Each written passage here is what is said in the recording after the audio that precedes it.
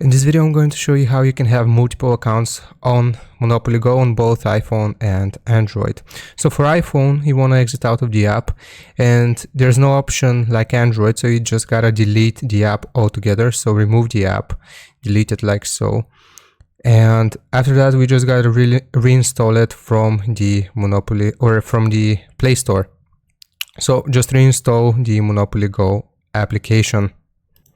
Alright, so now that you have the Monopoly Go game reinstalled, you want to open it up, and it's going to take you to the login screen, so just give it a second.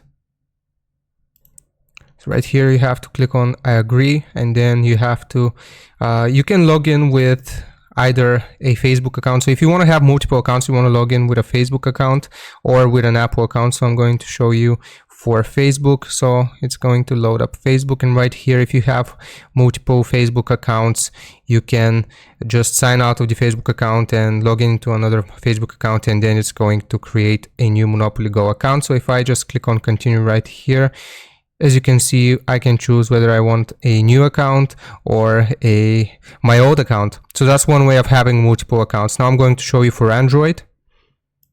Okay, so for Android, it's even easier. All you gotta do is press and hold on the app, go to app info, and then just you wanna clear data and clear all data. So click on OK.